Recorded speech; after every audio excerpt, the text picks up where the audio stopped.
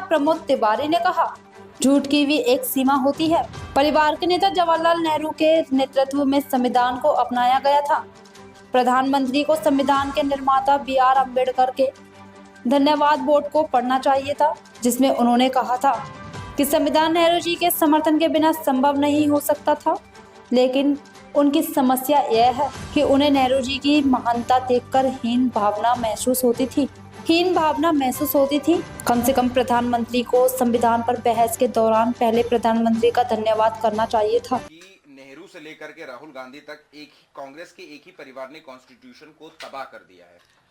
झूठ बोलने की भी एक इंतहा होती है। इसी परिवार के पंडित जवाहरलाल नेहरू के नेतृत्व में भारत का संविधान स्वीकृत हुआ है। अगर कुछ नहीं पढ़ना है प्रधानमंत्री जी, तो अंबेडकर जी का वो धन्यवाद पढ़ लेते आप, जिसमें उन्होंने कहा कांग्रेस के प्रबल बहुमत था, पर नेहरू जी ने अगर हमें कदम कदम पर सहयोग नहीं दिया होता तो मैं संविधान बना नहीं पाता। ये उनके सहयोगियों की तरफ से दिया गया धन्यवाद।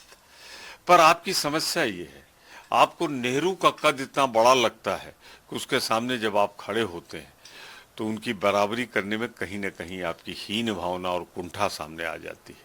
अरे संविधान निर्माता कोई भाजपा का नेता नहीं बोल रहा था, भारत का प्रधानमंत्री बोल रहा था। उससे अपने पहले प्रधानमंत्री को धन्यवाद देना चाहिए था, जिन्होंने संविधान दिया, देश को नवनिर्माण दिया, देश का जो निर्माण कराया था। उन्होंने कल कारखाने लगाए थे, आप तो अडानी की तिजोरी में पहुंचा रहे हो। आपको क्या मालूम नेहरू का योगदान।